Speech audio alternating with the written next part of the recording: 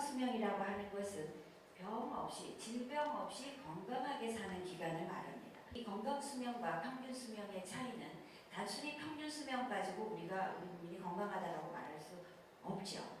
이 차이는 지금 재정부 의원님도 나와 계십니다만은 엄청난 국민 의료비를 의미하고 국가적인 큰 부담이 되는 부분입니다. 노인 개인으로 봤을 때는 노인의 삶의 질의 문제이자 국가적으로는 국가의료비 지원 중단이라고 하는 다른 문제를 동시에 안고 있습니다. 그래서 우리는 교육이라고 하는 것은 심리사회적인 자원도 많이 늘려주고 또 건강 위험 행동도 덜하는 흡연 또는 음주라든가 운동이라든가 이런 건강 행동도 더 의미 있게 차이나게 하게 된다는 것이고요. 그 다음에 가구 소득에 따라서도 역시 심리사회적 자원이 많아서도 정신건강을 높여주고 이런 것들을 다 똑같이 건강위험 정도 행동이나 심리사회적인 지원은 똑같은 정도로 한다 하더라도 여전히 교육을 많이 받은 사람은 그렇지 못한 사람들에 비해서 정신건강 수준이 높을 수 있다는 것이고요. 노인들이 일상생활에 불편함이 없이 생활을 하는가의 정도에 대한 것을 보게 되면 심리사회적인 자원은 크게 관계가 없지만 여전히 이 중간으로 가는 이것은 유의하지 않지만 교육을 많이 받은 사람이 더 기능 건강상 좋고 월평균 가족 소득이 많은 사람은 직접적으로 기능에는 관계없는. 아까 앞에 거랑 비교를 해볼 때에 이 교육이라고 하는 것이 소득에 비해서 건강의 여러 차원에 다 영향을 주는 것을 알 수가 있습니다. 그 다음에 연구 결과에서 나오는 건강 차원별 불평등의 양상을 볼 때 의료적인 건강 상태는 적어도 노인들에게 있어서는 보다 생물학적인 양상인 걸로 나타납니다. 그러나 참고로 성인 전체에서는 의료적인 건강, 즉 병이 나는 것도 계층 요인에 굉장히 중요한 거라는 것을 덧붙여 말씀드립니다. 특히 노인의 경우에는 정신적 건강 상태는 매우 불평등의 양상, 다시 말해서 계층이 낮은 취약계층의 노인들에게서 위험성이 높은 것으로 나타났기 때문에 우리는 건강을 생물학적인 기능의 문제로 생각하고 주로 의료적인 차원에서 접근하는 경향이 굉장히 높습니다. 그러나 국민 건강이라는 차원이 될 때는 여전히 사회적 요인이 굉장히 중요하기 때문에 균형된 정보들을 이 정책 기관가들은 수집할 필요가 있다라고 오늘 말씀드리고 싶습니다. 첫째는 모든 어린 나이의 삶이 최선의 시작이 되게 하라 해서 이것은 노년기 건강의 문제가 우리가 교육이라는 것이 굉장히 큰 차이를 만들어내는 것과 마찬가지로 이미 생애 초기부터 노년기의 건강 불평등은 시작이 되고 있는 것입니다. 그래서 태어날 때부터 최선을 보장하라. 두 번째, 모든 어린이, 청년, 그리고 성인들로 하여금 자신의 능력을 극대화하고 자신의 삶을 스스로 통제할 수 있도록 보장하라. 이게 무슨 얘기냐? 통제라는 말 자체가 계층의 문제, 불평등의 문제에 대해서 관심을 가지라라는 얘기겠죠. 세 번째, 모든 사람을 위해 공정한 취업 기회와 좋은 일자리를 창출하라. 취업과 일자리, 소득과 같은 사회 불평등의 요인이 건강의 문제다라는 것을 말해주는 것이고요. 네 번째, 모든 사람을 위해 건강한 생활 기준을 보장하라. 생활 수준을 보장하라. 다섯 번째, 건강하고 지속 가능한 생활 터전과 지역 사회를 개발하라.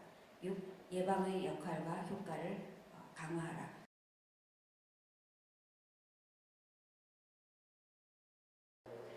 첫 번째 말씀을 드리고 싶은 것은 노년기의 불평등을 어떻게 볼 것인가 라는 것인데 사실 노년기의 불평등이라는 것이 없다가 그냥 뚝 떨어지는 것이 아니라 노년기에 접어들기 이전에 경험해온 일생 동안의 불평등이 누적되어 온 결과이다. 그래서 어떻게 보면 노년기의 불평등이라고 하는 것이 우리 사회에 만연해 있는 불평등의 집약적인 결과를 보여주는 것이다. 이렇게 보여집니다. 그래서 노인만을 대상으로 한 불평등 해소 정책보다는 일생 동안 우리 사회가 갖고 있는 다양한 측면에서의 불평등을 어떻게 해결해 갈 것인가에 대한 고민이 이루어져야만 사실은 지금 노인에 대한 불평등 문제뿐만 아니라 미래 노인에 대한 불평등의 문제도 같이 해결할 수 있는 방법이다라는 점을 저는 좀 강조를 하고 싶습니다.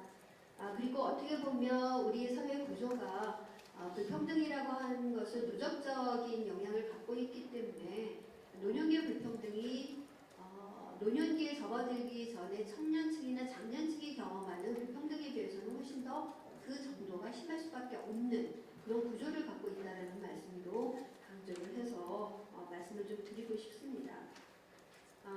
특히 오늘 이제 소득이나 건강 불평등에 대한 아주 디테일한 그 말씀을 해주셨는데요. 사실 소득과 관련해서는 저희가 갖고 있는 국정연금 제도의 개편 없이는 사실은 그 노년기의 소득 불평등 문제를 근본적으로 해결하기가 어렵다라는 점에서 지금 노인의 불평등 문제를 어떻게 해결할 것인가를 고민을 하는 데 있어서는 물론 발표문에도 좀 그 포함이 되어 있긴 하지만 소득 불평등 못지않게 소비 불평등에 대한 관심을 굉장히 가져야 한다. 그래야만 현 세대 노인이 경험하고 있는 그 경제적인 측면에서 불평등 문제를 해결할 수 있는 단초가 마련되지 않을까 그런 생각을 하고 있습니다. 그래서 지금 이제 그 소득 불평등하고 관련해서는 뭐 노인 가구 균등화 지출에 기초를 해서 조금 더 면밀하게 보는 그런 시도가 필요하지 않을까라는 생각을 합니다. 왜냐하면 지금 노년기의 가구 형태 변화가 굉장히 급격하게 이루어지고 있어서 사실은 노년기에 자녀와 사는 비율은 굉장히 급감을 하고 있고 노인이 혼자 살거나 아니면 배우자와 살고 있는 형태가 많아지고 있기 때문에 그 가구의 그 규모를 반영한 그런 균등화 지출에 기초해서 좀 더 디테일하게 볼 필요가 있고 또 소득의 구성에 있어서 필수적인 항목이 차지하는 비중에 대한 관심이라든지 이런 측면에 대한 관심이 좀 필요하지 않을까라는 생각을 합니다. 그리고 다양한 국제기구에서 강조를 하고 있는 것이 현재보다 미래에 그 사적이전 소득이 굉장히 감소할 거라는 얘기를 하고 있습니다. 현재 노인 소득에서 중요한 역할을 하고 있는 것이 공적 이전 소득이 하고 있지 못한 역할을 하고 있는 것이 사적 이전 소득인데 우리 사회의 다양한 변화로 인해서 이런 가족으로부터의 사적 이전 소득은 굉장히 급감할 것이라는 것이 여러 가지 측면에서 예상되고 있기 때문에 공적 이전 소득을 대해서의 어떤 형평성을 어떻게 강화할 것인가라는 것이 끊임없이 이제 또 고민이 필요하다는 말씀을 드립니다. 네, 두 번째로는 노년기 불평등을 보는 데 있어서 종합적이고 체계적인 접근이 필요하다는 말씀을 좀 강조를 드리고 싶습니다. 임유숙 박사님을 포함해서 저희가 몇 년 전에 노년기의 불평등에 관한 연구를 한 적이 있는데 그 내용에는 건강과 소득뿐만 아니라 사회적 자원에 대한 소셜 네트워크에 대한 불평등도 같이 검토를 해보는 그런 연구를 진행한 적이 있습니다. 그래서 그 노년기 삶이라고 하는 것이 건강과 소득만이 아니라 가족이라든지 사회 참여 활동 같은 것들도 굉장히 영향을 많이 미치고 있고 이런 영역에서의 불평등도 소득이나 건강 못지않게 굉장히 크다라는 점을 강조를 해서 좀 말씀을 드리고 싶고요. 제가 이제 그 최근에 경험적인 분석을 해봤을 때도 이런 다양한 차원이 갖고 있는 그런 영향을 미치는 구조가 굉장히 복합적이다. 그 다음에 이제 세 번째로 좀 말씀을 드리고 싶은 것은 저는 여기서 이제 현세대 노인에 조금 더 초점을 두고 좀 말씀을 드리려고 하는데요. 선택과 집중이 필요하다. 왜냐하면 경험적인 분석을 해봤을 때 노인의 절반 정도가 복합적인 문제를 갖고 있습니다. 빈곤과 질병과 무의와 고독의 문제를 다 갖고 있기 때문에 사실 이 50%의 노인에게 집중을 해서 정책을 피는 것도 상당히 재원의 한계가 있을 것 같고요. 거기에서도 조금 더 보면 빈곤과 질병과 무의의 문제를 모두 갖고 있는 집단도 22.4%에 달합니다. 그래서 정책적인 자원을 배분하는 데 있어서 우선순위를 좀 설정을 해야만 현세대 노인의 어떤 불평등의 문제를 제대로 해결할 수 있을 것이다. 정책의 효율성을 높아질 수 있지 않을까 그런 말씀을 좀 드립니다.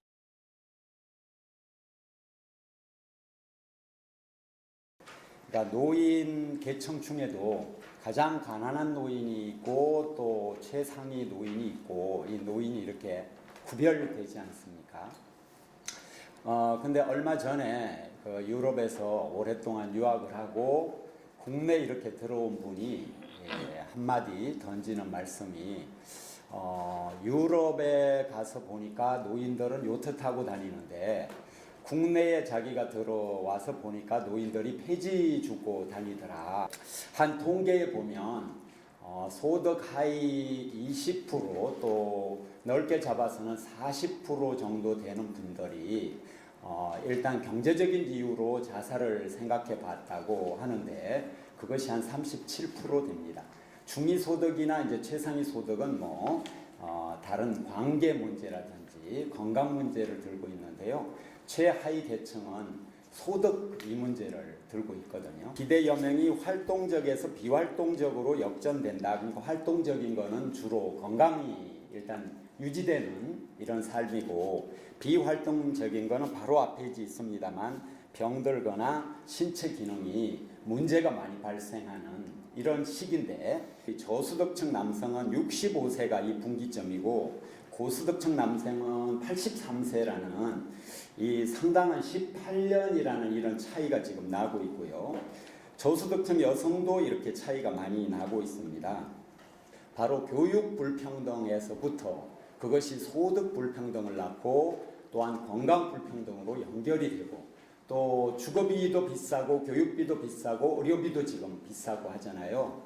그런데 이런 부분을 공적으로 해결을 하지 못하고 사적 영역에다 맡겨놓기 때문에 건강보험이라고 하는 것을 제대로 강화해야 되지 않겠는가. 대통령 공약으로 해서 20만 원씩 이제 받는다 이렇게 됐는데 상위 이제 30% 못 받는 이거는 지금 어느 정도는 반대하는 분도 많고 저희는 공감하지 않습니다만 어쨌거나 그거는 이제 일단은 시행이 됐는데 기초생활수급권자에게 그 20만 원 기초연금권을 지금 박탈한 상태입니다. 노인 불평등을 이야기할 때는 이런 구조적인 문제, 제도로 충분히 바꿀 수 있는 이런 문제를 바꾸지 못한다고 하는 이것을 우리가 잘 돌아봐야 되지 않겠는가. 교육이나 의료나 이런 부분에서 기본적으로 이 무상 수준이 되지 않으면 매우 어렵다. 그리고 또 이 일자리를 또 마련하고 일자리를 또 보급하고 또 교육 훈련을 하고 이런 또 과정이 있어야 되는 거 아닙니까? 이것이 거의 우리는 또 많이 방치되어 있는 상태입니다. 각자 알아서 하는 지금 이렇게 되어 있고 복지에만 쓰는 그런 사회복지세 이런 것을 걷어서 저희 단체를 비롯해서 일부 복지 관련 노인 단체들이 1년에 20조 원 걷어라 이렇게 지금 저희가 말하고 있습니다. 그것은 직접세에다가 20%씩 플러스해라 이렇게 말씀드리고 있는데요. 법인세, 소득세, 그 다음에 상속증여세, 종부세 여기다가 이미 내고 있는 거에 20%씩 일괄해서 세금 내는 사람한테는 모두 20%씩 이렇게 직접세에다가 세금을 부과해서 1년에 20조 만들면 대통령 임기 동안 100조 원이 이렇게 추가되는 거잖아요. 이런 예산 문제에 적극적으로 국회도 공감하고 또 여기 토론자들께서도 한 번 더 깊이 좀 의견들을 나누어서 이런 공감대가 좀 형성돼야 되지 않을까. 그렇지 않으면 이미 공약한 거 그래서 많이 못 지키고 있고요. 노인분들 중에 굉장히 힘들게 사는 분들이 줄여 잡아도 550만 명이고 최저생계비 수준으로 사시는 분들이 그중에 135만 명만 수급권자입니다. 그런데 나머지 분들 거의 400만 명 요 정도 되는 이분들은 지금 사각지대에 있는 거거든요. 그게 부양 의무제다 또 뭐다 여러 가지 이유를 붙여서 그렇게 하고 있는데요. 실제로 이런 부분에 재정 투여가 돼가지고 이분들도 국가에 함께 구성원으로 이렇게 살 수 있어야 된다고 생각이 듭니다. 이런 보편 복지를 우리는 너무 안 해서 지금 문제인데 일부 한 거를 너무 많이 했다고 이렇게 착각을 하는 피케티 그분이 이제 오셔서 무상 교육이 경제 발전에 도움이 되고 사회 통합에 도움이 된다라고 이야기했지 않습니까?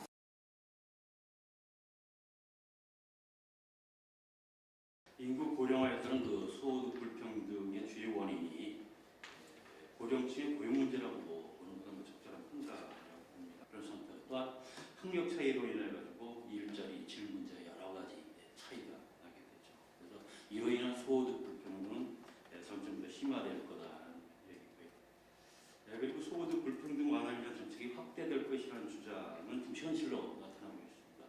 2014년도 정부에서 국회에 예산을 던져놓은 것이 357조. 그 중에서 복지부문 예산이 올해보다 9조 원 늘어나서 115조로 전체 예산의 32% 정도 차지하는데 이러한 추정 계속 진행될 전망으로 보고 있습니다. 다만 일부 전문가들 중에서 전체 예산의 71% 정도가 의무적 지출이기 때문에 이게 자연 증가분 아니냐. 이런 제도적으로 커버하지 못하는 사각지대에 놓여서 정부로부터 최소한의 지원도 받지 못한 그러한 우리나라 117만의 빈곤층이 있는데요. 이런 데 지원이 빠진 것은 여전히 어떤 불평등 심화를 가져오고 요인으로 작동되지 않을까 생각을 하고 있습니다. 어르신들 같은 경우에서도 이제 공적 이전 소득, 사적 이전 소득 중에서 사적 이전 소득보다는 근로소득이 50%를 차지하는, 그러니까 여전히 그 나이가 들어서 뼈 빠지게 일을 해야 되는 어떤 그런 안타까운 현실. 특히나 퇴직 연령이라든가 재고용제 같은 것이 하나의 것이 방안으로 나오고 있는데, 그 소득 크레바스 지대라고 얘기를 할 수 있겠습니다. 우리나라 아마 그 전체 근로자들 중에서 이제 노동시장에서 빠져나오는 평균 연령이 53세 정도가 됩니다. 53세인데 국민연금 수급이 개시되는 연령이 만 61세인데 그 사이의 기간을 소득 크레바스 지대라고 얘기를 해요. 정년을 통해서 근로시장을 빠져나가는, 정규 노동시장을 빠져나가는 전체 근로자는 6%가 채 안 되는 상황에서 정년 연장을 해봐야 그러면 대기업이라든가 어떤 공기업이라든가 공공기관, 지금 어떻게 보면은 이게 재정 상태가 양호한 어떤 그런 분들한테 이게 득이 될지 모르지만은 여전히 우리나라 그 전체 노동자들의 노동시장에서 평균 근속 연수가 6년이 채 안 되는데 그런 분들은 은퇴 시기가 전정 은퇴 시기가 71살이라고 하니까 71살까지 계속 그렇게 일을 하셔야 되는데 일생 동안 누적돼서 이게 불평등이 심화되는 거지 그 순간에 뭐 떨어지듯이 나타나는 게 아니다. 그러니까 노동시장에서 비정규직을 최소화하는 것이 이제 선결돼야 될 거라는 거죠. 특히 이제 비정규직 같은 경우가 그 사회보험 사각지대에 이제 노출돼 있죠. 어떻게 그러면서 저임 노동자들이고 이런 저임 노동자들이 대부분 이제 노동시장을 빠져 나오는데 이게 노동시장에서 커버하지 못하는 많은 부분들이 정부 사회복지정책 영역으로 넘어오게 되는 거죠. 곧 이것이 이제 국민 부담으로 증가할 수밖에 없는 어떤 그런 문제고요. 또 저임 근로자들 대부분이 그 낮은 임금을 보전하고자 이제 시간에 근무라든가 심야자 어떤 근로 시간을 늘리는 방식으로 택하기 때문에 회사를 떠날 시기가 되어버리면 이미 이게 건강, 정신적 건강, 신체적 건강 거의 다 이게 상실하는 어떤 그런 상태입니다. 노후 준비 확대를 위해서 지금 국회에서는 그 노후 설계 서비스 지원에 관한 법률을 제출되고 이게 상임위에 아마 계류 중에 있는 걸로 알고 있습니다. 일단 고령화 대응 정책 이제 분명한 정책 목표를 명확히 해야 하는 건 당연하나 지속 가능성 확보는 정책 영속성을 위해서 필요 불가결하다는 건 얘기입니다. 다만 이제 선별 지원, 재정 지원이 가능한 범위, 보편적 복지 정책 부분에서는 약간 좀 다른 의견을 가지고 있습니다.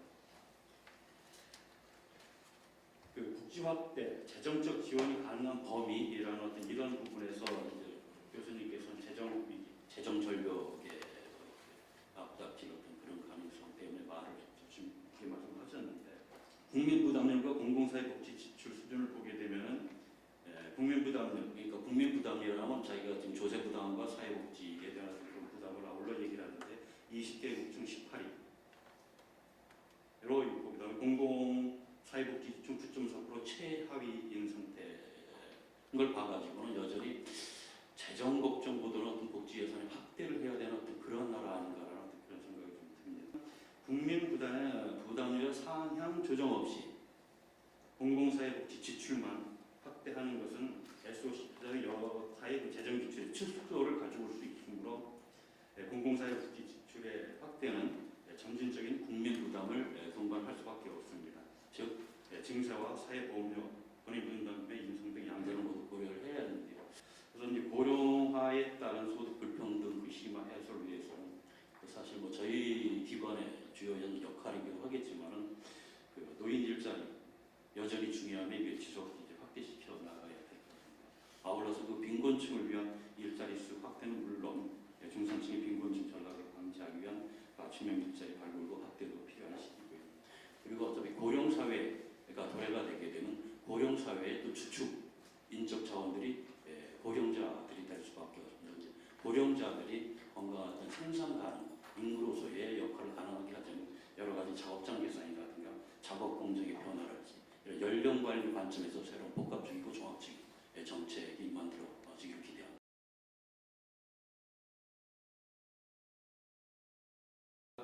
지금 고령화와 그리고 사회 경제적 불평등이라고 하는 두 가지 요소들 간의 관계를 바라보는 문제 인식의 틀에 있어서 저는 조금 다르게 생각을 합니다.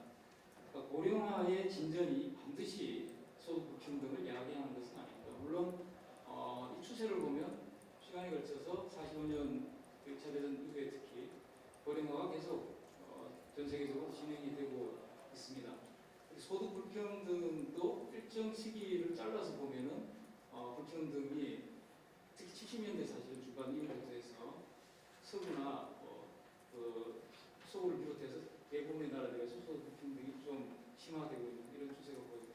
우리나라의 경우에도 사실은 80년대까지는 평등도가 계속 악화가 되다가 90년대 들어서면서 IMF 사태가 나기 전까지는 개선이 되고 있었습니다. 그리고 IMF 금융위기 이후에 급격하게 악화가 되면서 소득 불평등이 심화되는 그 모습을 보이고 있습니다만은 그러나 90년대의 초중반 그리고 2005년부터 현재까지의 경우에도 소득 불평등도가 완화되고 있는 그런 모습을 보이고 있습니다.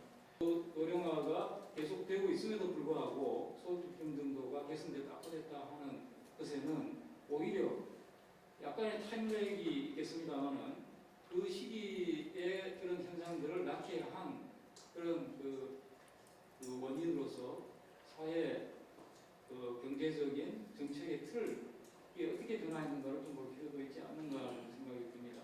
그러니까 조세 정책과 복지 정책에 대한 그런 특성에 따라서 약간의 시차를 두고서 그 효과가 소득 불평등도의 개선 혹은 더 악화에 영향을 미치고 있는 그 정책적 프레임이 있고 그리고 그것을 보완해주는 이것의 외부 효과, 부수적인 악 영향이 발생하는 것을 방지하기 위한 정책 개혁이 필요한 그런 부수적인 영역이 있다고 생각이 듭니다. 정년의 적정화가 필요하다. 정년 연장이겠죠. 근데 저는 적정화라고 이렇게 표현을 한 것은 그러니까 시혜가 아니라 국가의 복지 확대의 차원에서의 시혜적인 그런 성격이 아니라 오히려 국가 전체의 노동력의 적정한 기여 구조를 만들기 위해서 필요하다라는 노령화는 계속되지만 꼭 이것이 노령화가 계속 진전되고 있다, 급속하게 진전되고 있다라고 보기는 어렵다는 겁니다. 노령화는 전체 인구 가운데에서 노인 인구의 노령 인구의 비중이 점점 커질 경우에 노령화가 되고 있다라고 얘기할 수 있을 텐데 오히려 전체 인구 가운데서 차지하는 생산 가능 인구의 비율은 늘어나게 되고 마찬가지 얘기로 노령 인구, 비생산 가능 인구의 연령 비중이 줄어들게 되는 즉 고령화는 되지만 노령화는 오히려 경우에 따라서는 속도가 오히려 고령화가 되지 않는 역고령화가 되는 그런 상황이 될 수도 있지 않는가를 인간으로서 최소한의 어떤 좋은 점을 유지할 수 있기 위한 구체적 정신적인 그런 어떤 활동들을 문화적 활동을 포함해서 할 수 있는 가장 근원들은 1차적인 걸 원인을 찾아보고 그것에 또 배후에 있는 원인을 찾아보고 이렇게 역으로 내려가다 보면 결국은 그 끝에는 소득이 적정하게 보장되어 있는 소득이 있다라고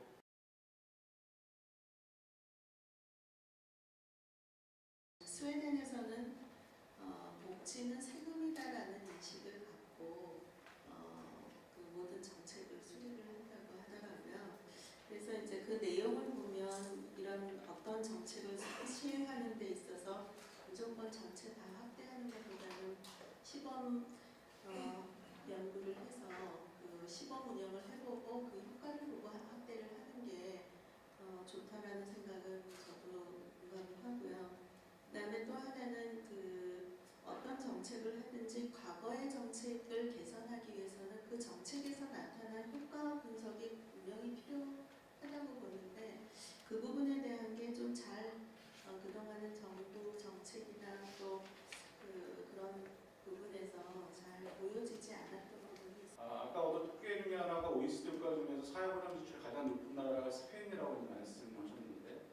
스페인이 2010년도에 너무 돈을 많이 써가지고 재정 위기를 겪었습니다. 그 뒤로 어떤 일이 벌어졌냐면 그 공공지출을 이제 많이 삭감을 하고 심지어는 공무원들의 임금도 삭감을 하면서 오히려 사회 갈등이 더 이제 문제가 되고 지금은 이제 한동안 긴축 정책을 너무 많이 써가지고 경기 침체 플러스 디플레이션까지 더블 디벤이 시달리고 있습니다. 그러니까 저희가 이런 백수 정책을 확대하는 것은 매우 필요하지만 그것이 과연 어떻게 하는 것이 가장 효율적이고 효과적인 것은 또 다른 문제라고 생각을 하기 때문에 그런 지혜를 좀 모아야 되지 않을까 싶은 생각이 듭니다. 지난달에 8월 5일 날 1차 사회보장 기본 계획을 수립하고 발표를 했습니다. 다만 조금 더 연차별로 연도별로 좀 세부적인, 그러니까 우리 우선순위 전에 교수님 말씀하셨듯이 탄생된 지역에서 가치가 높은 것부터 우선순위 결정을 위해서 저 연구 좀 열심히 했는데 결국은 그때 여러 가지 제안이 나왔지만 정권이 바뀌면서 무상복지, 보편복지 확대로 완전히 이제 붙인 적이 한 번 있었거든요. 그런 연구는 필요하다고 생각을 하는데 그 연구가 어떻게 활용될지는 또 다른 문제가 아닐까 싶습니다. 고령화 문제에 대한 어떤 주제를 갖고 오늘 표현했는데 잘 아시고는 토론과 주제 발표에서 나왔지만 실질적으로 대한민국 노인 빈곤율이 뭐 48%, 49% 세계 7위로 높은 빈곤율 아닙니까? 또 자살률도 일반인 자살, 국민 전체의 자살률도 세계 50위에 제일 높지만 노인 자살률은 또 압도적으로 세계 1등을 한 10년째 지속하고 있거든요. 대한민국 1인당 대표가 아무리 높아진들 또 대한민국 처음 GDP가 아무리 높아진들 어르신들이 행복하지 않고